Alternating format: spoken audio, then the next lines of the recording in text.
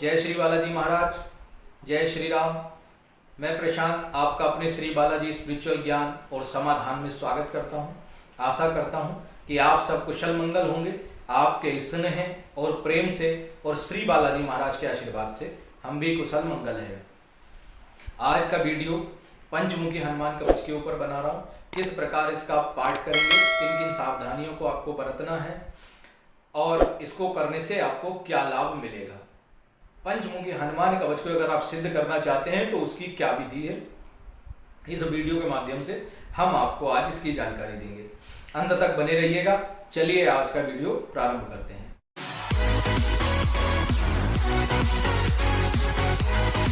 देखिए, पंचमुखी हनुमान कवच बहुत शक्तिशाली कवच है, बहुत शक्तिशाली प्रभावशाली कवच है। इसको करने से समस्त प्रकार के अमंगल दूर हो जाते हैं।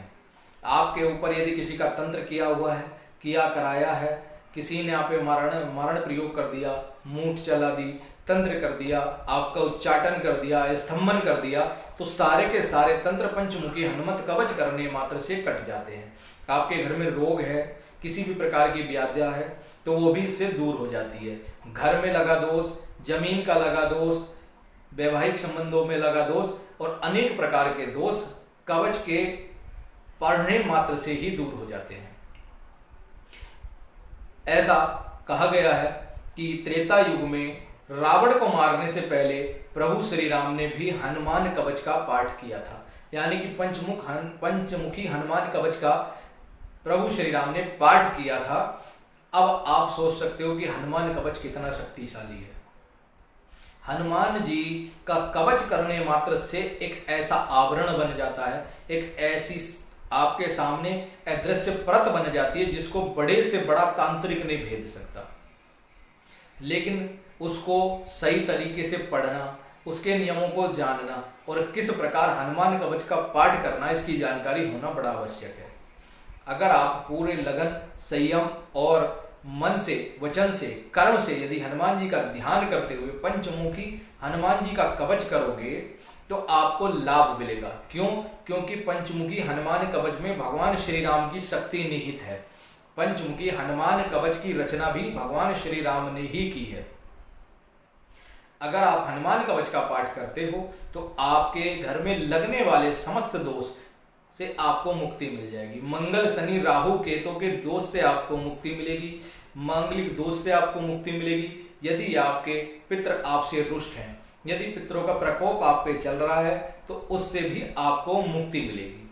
आपके कुल देवता, कुल देवी भी यदि आपसे रुष्ट हो गए हैं और आपका अहित कर रहे हैं तो पंचमुखी हनुमत कवच करने मात्र से वो प्रसन्न हो जाते हैं। क्योंकि आप पंचमुखी हनुमान कवच इतना शक्तिशाली कवच है कि उसको करने मात्र से आपके घर में सब मंगल ही मंगल होने लग जाता है। आपका समस्त अमंगल हट जाता है। अब उसको करना किस प्रकार है? मंगलवार के दिन, किसी भी शुक्ल पक्ष के मंगलवार से आप जो है संकल्प ले लीजिएगा, या हनुमान जयंती का दिन जो आता है, हनुमान जन्मोत्सव पे आप इसका संकल्प ले लीजिएगा। और अगर हनुमान जन्मोत्सव नहीं है तो किसी भी शुक्ल पक्ष के मंगलवार से आप इसका संकल्प ले सकते हैं।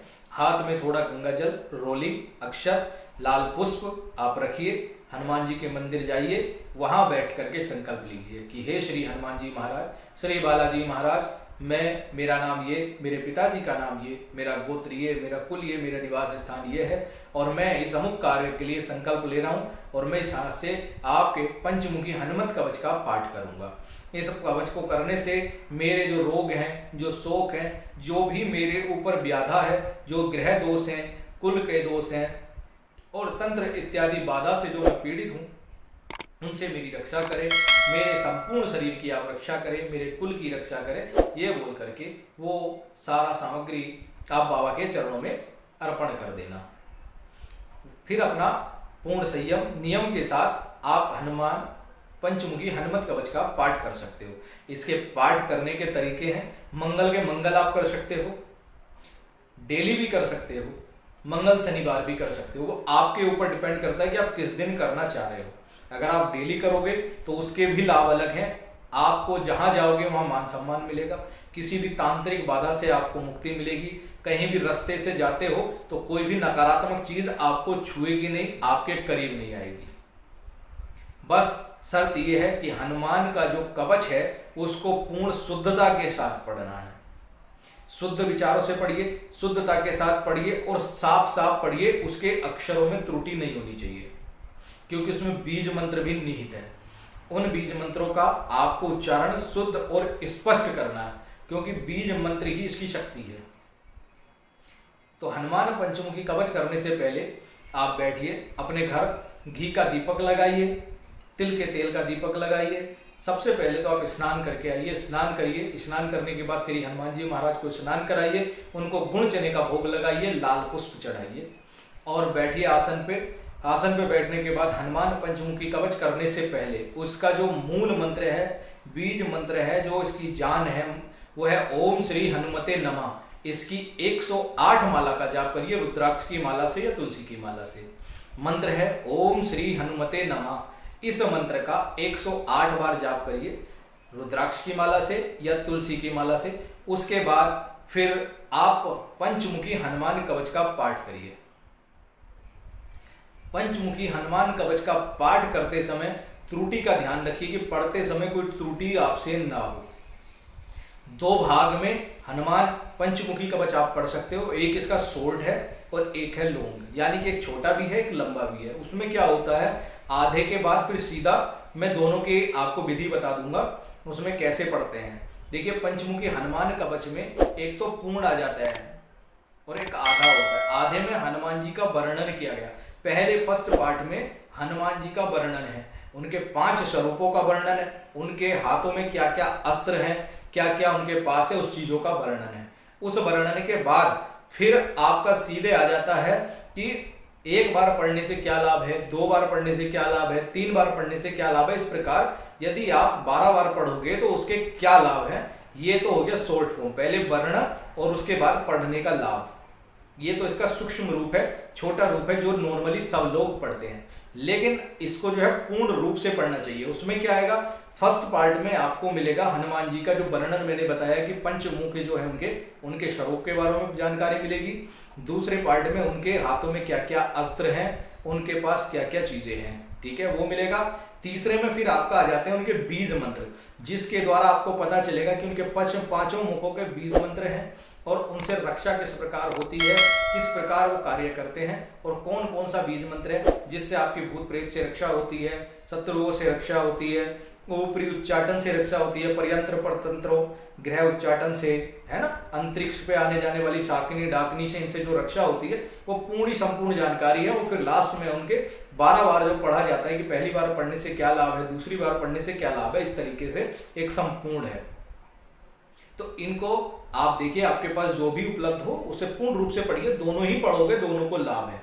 हाँ, अगर उसको आपको सिद्ध करना है, अगर आपको पंचमुखी हनुमत कवच सिद्ध करना है तो आपको इसके 108 पार्ट पर डे करने पड़ेंगे 41 दिन तक।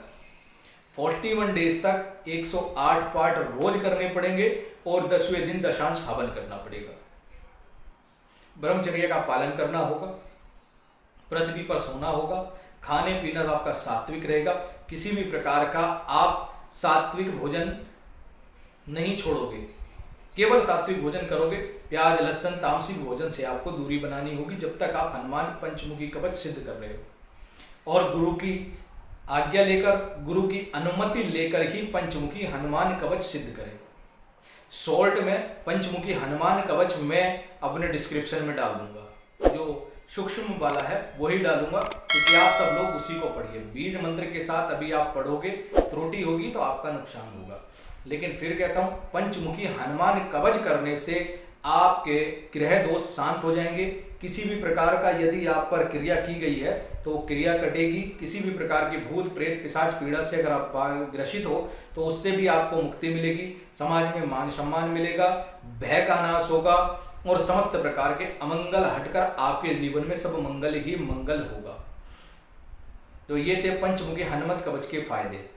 और कैसे करना है वो भी मैंने आपको बता दिया कि अगर शॉर्ट में करना है तो कैसे करोगे, लंबा वाला करना है तो कैसे करोगे, दोनों में डिस्क्रिप्शन में डाल दूंगा और उसकी जानकारी दे दूंगा कि पंचमुखी हनुमान कवच आपको कहाँ से प्राप्त होगा, कैसे आप उसको ले सकते हो और कैसे कर सकते हो।